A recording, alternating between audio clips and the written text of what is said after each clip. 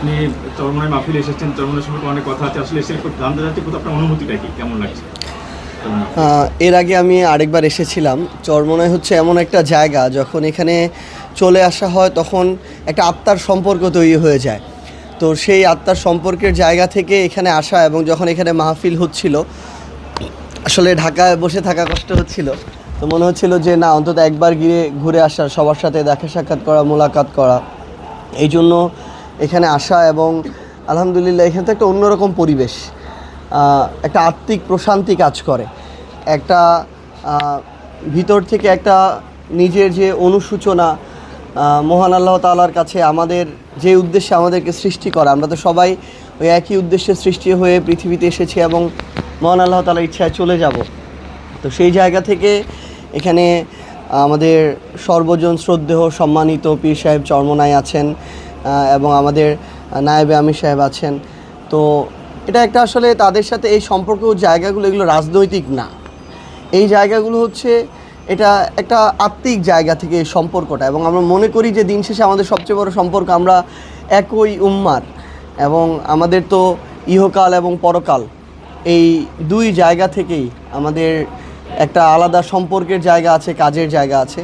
তো আলহামদুলিল্লাহ খুবই ভালো লাগছে, এবং ইনশাআল্লাহ একদম শেষ পর্যন্ত এখান থেকে যাব। ব্যক্তিগতভাবে আপনার পীর সাহেব চরমনায় বা শায়েকের চরমনায় তাদেরকে আপনার কেমন লাগে, বা তাদের আপনার মতামত যদি জানাতেন। আমি আসলে আমার জায়গা থেকে আগে শুধু কখনো সামনাসামনি দেখা হয়নি, অভ্যুত্থানের আগে নাম শোনা বা ছবিতে দেখা এরকম ছিল। কিন্তু আন্দোলন চলাকালে সম্ভবত 18-19 জুলাই বা 20-21-22 জুলাই এই সময়ের মধ্যে, যখন আমাদের সম্মানিত পীর সাহেব চরমনাই, আমাদের সম্মানিত আমির সাহেব, তিনি যখন তার জায়গা থেকে ওই একটা কথা বলেছিলেন, যেই কথা, যেই ভিডিওটা এখনও দেখলে গায়ের লোম দাঁড়িয়ে যায়, এবং সেই কথাটা আমাদেরকে আমাদের যে উৎসাহ স্পৃহা হাজার গুণ বাড়িয়ে দিয়েছিল। তিনি যখন চিৎকার করে, প্রকম্পিত করে তার ওই কথাটি বলেছিলেন যে, আরে ওই নরপিশাচ, তোরা আমার সন্তানদের বুকে গুলি চালালি কেন? তো এই কথাটা ওই সময়ে, যখন মানুষ তার জায়গা থেকে চিন্তা করে নাই যে এই ফ্যাসিস্ট হাসিনার পতন হবে, ওই সময় এই কথাটা বলা, এটা অন্যরকম এক সাহসের বিষয়। নিজের সন্তানদের পক্ষে দাঁড়ানো এবং একজন খুনিকে, একজন নরপিশাচকে নরপিশাচ বলা, এটা অনেক বড় একটা বিষয়। তো এটা আমাদেরকে অনেক বেশি উৎসাহিত করেছিল। এবং আমার মনে আছে যে আমাদের সম্মানিত নায়েবে আমির, তিনি তার জায়গা থেকে ওই অগাস্টের সম্ভবত 3 তারিখের দিকে, 4 তারিখের দিকে তিনি ঘোষণা দিয়েছিলেন, যখন মানুষ তাদের জায়গা থেকে বলছিল এক দফার কথা, মানুষ তাদের জায়গা থেকে বিভিন্নভাবে বলছিল যে সংসদ ভবনে যেতে হবে, গণভবনে যেতে হবে, কিন্তু রাজনৈতিক দলের শীর্ষ নেতৃত্ব হিসেবে কেউ কিন্তু এটা ঘোষণা দিতে পারে নাই। তো সেই মুহূর্তে রাজপথ থেকে যখন এটা ঘোষণা দেওয়া হয় যে আমাদের এখন গণভবনের দিকে যেতে হবে, তো এটা অনেক বড় একটা আমাদেরকে অনুপ্রাণিত করা, উৎসাহিত করা। তো সেই কৃতজ্ঞতাবোধ, দায়িত্ববোধ, সেটা সবসময় থাকবে। সেই পছন্দের জায়গা থেকে আমি মনে করি যে আমাদের রাজনৈতিক দল আলাদা হতে পারে, মত আলাদা হতে পারে, কিন্তু দিন শেষে এরকম দেশের প্রয়োজনে, মানুষের প্রয়োজনে, উম্মার প্রয়োজনে এই মানুষগুলো যত মনেই কষ্ট থাকুক না কেন, এই মানুষগুলো আমাদের সাথে রাস্তায় নেমে আসবে।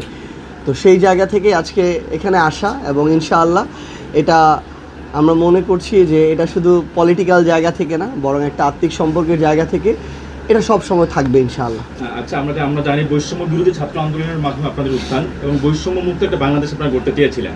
কিন্তু আমরা দেখলাম যে নতুন বাংলাদেশের প্রথম যে সংসদটা অনুষ্ঠিত হলো, সেই প্রথম সংসদেই আপনাদের এই যে জুলাই অভ্যুত্থানের যে আমরা বলি যাকে অগ্রনায়ক, সেনানায়ক নাহিদ ইসলাম, আপনাদের কেন্দ্রীয় আহ্বায়ক, তিনি কিন্তু সকল দলকে ক্রেডিট দিয়েছেন একমাত্র উইদাউট ইসলামী আন্দোলন বাংলাদেশ এবং ছাত্র আন্দোলন। এবং আপনি মাত্র বললেন যে তারা মাঝে মধ্যে সোচ্চার ছিল এবং একমাত্র ব্যানারে তারাই সোচ্চার ছিল। তাহলে আসলে কি বৈষম্যমুক্ত বাংলাদেশ গড়ার কথা বলে প্রথম পার্লামেন্টে নতুন বাংলাদেশ আপনারা একটু বৈষম্য করলেন কি না, এটা আমার জিজ্ঞাসা। প্রথমত হচ্ছে, আমি যতদূর আমার জায়গা থেকে মনে আছে বক্তব্যটা, সেখানে হচ্ছে একটু স্পেসিফিক এভাবে ছিল সম্ভবত যে ছাত্র দল, ছাত্র শিবির, ছাত্র অধিকার পরিষদ, ছাত্র শক্তি সহ বাংলাদেশের ইসলামপন্থী রাজনৈতিক দলের ছাত্র সংগঠনগুলো, এইভাবে কথাটা ছিল, এবং স্পষ্ট এটাই আছে। আমার কাছে মনে হয় হয়তো তার জায়গা থেকে এটা মনে হয়েছে যে ইসলামপন্থী রাজনৈতিক দল, তো অনেক রাজনৈতিক দল তাদের জায়গা থেকে শুরু থেকে শেষ পর্যন্ত কোনো না কোনো সময় নেমেছে, 5ই আগস্টের আগে পর্যন্ত। তো একটা বলতে গিয়ে যদি আরেকটা ছাড়া যায়, যদি মনে কষ্ট পায়, এই জন্য হয়তো বা একসাথে বলেছে। কিন্তু আমরা এটা সব সময়, শুধু আজকে না, ওই একদিনের বক্তব্যও না, ইভেন যে কেউ যদি ব্যক্তিগতভাবেও জিজ্ঞাসা করে এবং যে কোনো সময় আমরা সব সময় এটা স্মরণ করে এসেছি।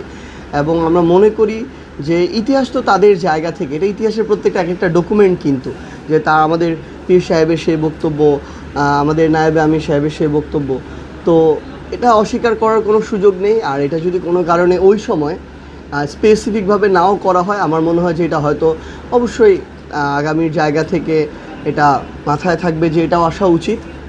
এবং কোনো কিছু বলা না বলা দিয়ে ইতিহাসে কারো ভূমিকাকে স্কিপ করার কারোরই সুযোগ থাকবে না আসলে। তো আমরা এটুকু জানাতে চাই, আমি আমার জায়গা থেকেও, ইসলামী আন্দোলন বাংলাদেশ, তাদের ছাত্র সংগঠন, যুব সংগঠন, শ্রমিক সংগঠন, তারা তাদের জায়গা থেকে যে অবদানটুকু রেখেছে এটা অবশ্যই স্বর্ণাক্ষরে লেখা থাকবে।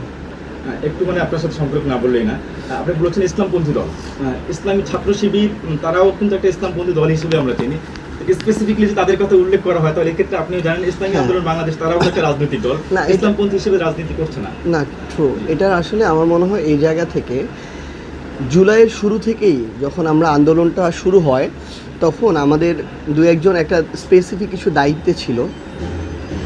ঢাকা বিশ্ববিদ্যালয়ের ওই কেন্দ্রিক নাহিদ ইসলাম বা আমাদের আসিফ মাহমুদ, তারা হচ্ছে একটা ছাত্র সংগঠন করতো, যেমন আসিফ মাহমুদ করতো ছাত্র অধিকার পরিষদ, নাহিদ ইসলাম করতো ছাত্র শক্তি। এরপরে হচ্ছে ওইখানে আমি আমার জায়গা থেকে বলতে পারি একদম শুরুর দিন থেকে যখন আন্দোলনটা একটু বড় হচ্ছিল, জুলাইয়ের 1, 2, 3, 4 তারিখের পরে, তখন আমাদের কেউ কেউ তাদের জায়গা থেকে ছাত্র শিবিরের সাথে সরাসরি যোগাযোগ করতো, সাপোর্টের জন্য ছাত্র দলের সাথে করতো। তো সেই জায়গা থেকে আমি মনে করি যে আসলে কি এটা মানে একদম উদ্দেশ্য প্রণোদিতভাবে আসা ব্যাপারটা এমন নয়। হয়তো কেউ যদি মনে করিয়ে দিত ওই মুহূর্তে যখন নোট করছিল তখন হয়তো এটা চলে আসতে পারতো। তো আমি অবশ্যই আমার জায়গা থেকে ব্যক্তিগতভাবে তো বললামই, এবং আমি মনে করি যে ইনশাআল্লাহ পরবর্তীতে এই জিনিসটা একদম সেভাবেই গর্বের সাথে উচ্চারিত হবে ইনশাআল্লাহ। আচ্ছা, পীর সাহেব চরমনাই এবং শায়েখের চরমনাই রাজনৈতিক ব্যক্তি হিসেবে কেমন আপনার কাছে?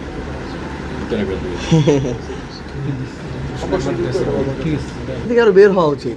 মানে প্রশ্নগুলো এখন কিন্তু বাংলাদেশের গুরুত্বপূর্ণ, আমরা একটা রাজনৈতিক দল মনে করি ইসলামী আন্দোলন বাংলাদেশকে, খুবই গুরুত্বপূর্ণ একটা রাজনৈতিক দল, এবং বাংলাদেশের প্রত্যেকটা জেলা উপজেলা তাদের অসংখ্য সমর্থক আছে, মানুষ আছে। তো সেই জায়গা থেকে তাদের প্রত্যেকের ভূমিকা আছে, কারণ বাংলাদেশে একটা ক্রাইসিসের দিকে যাচ্ছে আমাদের মনে হচ্ছে রাজনৈতিকভাবে। তো আমরা দেখেছি ওই ঐকমত্য কমিশনে ইসলামী আন্দোলন বাংলাদেশের পক্ষ থেকে যেভাবে কণ্ঠস্বর উঁচু করা হয়েছিল বাংলাদেশের পক্ষে, সংস্কারের পক্ষে, সেটার বিপক্ষে যদি যায়, এটা যে সবাই মিলে হতে হবে ব্যাপারটা এমনও না, হলে খুবই ভালো, নাহলে নিজেদের জায়গা থেকে আবার প্রত্যেকের এই জায়গায় সোচ্চার হতে হবে। কারণ দিন শেষে যদি বাংলাদেশ ক্ষতিগ্রস্ত হয়, দিন শেষে যদি কোনো স্বৈরাচার নতুন করে তৈরি হয় বা কেউ ওই পথে হাঁটতে চায়, ক্ষতিগ্রস্ত কিন্তু আমরা সবাই হব, কারণ আমরা বাংলাদেশের বাইরে কেউ না। তো সেই জায়গা থেকে আমি মনে করি যে যেই ভূমিকা ইসলামী আন্দোলন বাংলাদেশ এবং তাদের সকল অঙ্গ সংগঠন জুলাই রেখেছিল, আমরা মনে করি আমাদের জুলাই যেহেতু এখনও শেষ হয়নি, শেষ হলে আমাদের ওসমান হাদি ভাইকে জীবন দিতে হতো না, তো শেষ যেহেতু হয়নি, তাহলে শেষ হওয়া পর্যন্ত আমাদের ওই ভূমিকাটা জারি রাখতে হবে আর কি।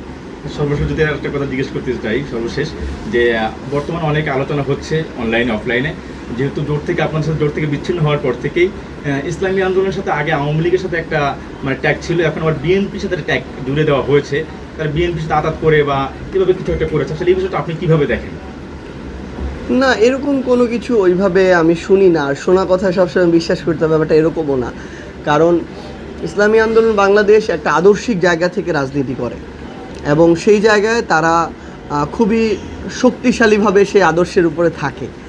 তো কোনো একটা রাজনৈতিক দল, যে রাজনৈতিক দলের সাথে মানুষের জুলুমের সম্পর্ক আছে, যে রাজনৈতিক দলের বেশ কিছু অনেক নেতাকর্মীদের দ্বারা মানুষ বিভিন্নভাবে ক্ষতিগ্রস্ত হচ্ছে, যারা নতুন করে আবার এমন কিছু বৈশিষ্ট্য দেখাচ্ছে যেটা আমাদের পুরনো দিনের কথা মনে করিয়ে দেয়, যে রাজনৈতিক দল একটা ওয়াদা করলো অভ্যুত্থানের পরে এবং নির্বাচনের আগে, জনগণের পক্ষে ওয়াদা করলো, কিন্তু নির্বাচনে বিজয়ী হওয়ার পরে তারা সেই ওয়াদা ভুলে গেল এবং দ্বিমুখী নীতি তারা দেখানো শুরু করলো। আমরা মনে করি যে ইসলামী আন্দোলন বাংলাদেশের যে শক্তিশালী আদর্শিক জায়গা, তারা অন্তত এই মানুষগুলোর সমর্থনে যাবে না। বাইরে কি কথা আছে সেটা থাকতেই পারে, কিন্তু আমরা মনে করি ইনসাফের পক্ষে ইসলামী আন্দোলন বাংলাদেশের যে যাত্রা এটা সবসময় থাকবে ইনশাআল্লাহ।